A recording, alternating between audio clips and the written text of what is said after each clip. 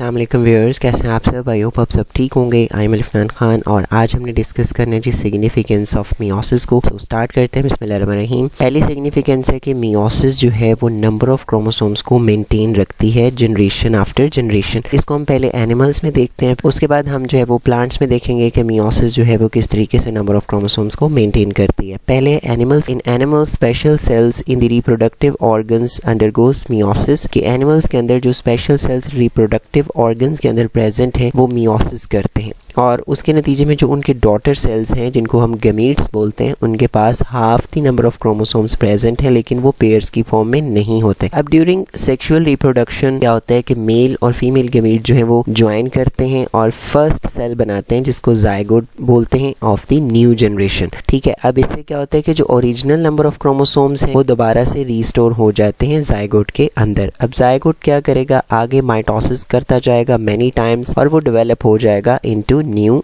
Animal. आगे flowering plant की बात करते हैं तो फ्लावरिंग प्लांट के अंदर भी स्पेशलाइज्ड सेल्स जो कि फ्लावर्स के अंदर प्रेजेंट है वो मियोसिस करते हैं। उसके नतीजे में जो डॉटर सेल्स बनते हैं जिनको हम स्पोर्स बोलते हैं, उनके पास हाफ नंबर ऑफ क्रोमोसोम जो है वो प्रेजेंट होते हैं। ये स्पोर्स क्या करते हैं, ग्रो करते हैं न्यू जनरेशन के अंदर इनसाइड सी फ्लावर और ये जनरेशन आगे गमीट बनाती है बाय माइटोसिस। वो जनरेशन आगे गमीट बनाएगी माइटोसिस से और गमीट अगेन से ज्वाइन करके जायगोट बनाएंगे जिसके अंदर फुल सेट ऑफ क्रोमोसोम जो है वो आ जाएगा। तो इस तरीके से अंडर जायगोट जो है वो दोबारा से माइटोसिस करेगा और न्यू प्लांट बना देगा। तो ये यहाँ पे हमने देखा कि मियोसिस जो है वो किस तरीके से नंबर ऑफ क्रोमोसोम्स को मेंटेन कर रही है। दूसरी सिग्निफिकेंस है कि मियोसिस ब्रिंग्स जेनेटिक डाइवर्सिटी। ठीक है, कि मियोसिस से जेनेटिक डाइवर्सिटी जो है वो आती है। Crossing over creates new combinations of genes on chromosomes. ठीक है, जैसा कि हमने पिछले लेक्चर्स में फेजेस ऑफ मियोसिस के अंदर देखा था ड्यूरिंग प्रोफेज 1 के वहाँ पे क्रॉसिंग ओवर होती है। ठीक है, ड्यूरिंग द कियासमेटा फॉर्मेशन। तो ये जो क्रॉसिंग ओवर है ये बेसिकली न्यू कॉम्बिनेशंस को क्रिएट करती है जीन्स के। उसके बाद each chromosomes in a gamete carries a unique set of gene. ठीक है, हर क्रोमोसोम जो गमीट के अंदर प्रेजेंट होता है उसके पास एक unique set of gene present है। जब ये डाइवर्स गमीट जो है दोनों पेरेंट से कंबाइन करते हैं तो रिजल्टिंग जो जायगोट होता है वो जेनेटिकली डिफरेंट होता है फ्रॉम बोथ पेरेंट। सो इस वजह से क्या होता है कि मियोसिस कंट्रीब्यूट करती है to the genetic diversity in population. पहले डायग्राम को देख लेते हैं। ये बेसिकली दो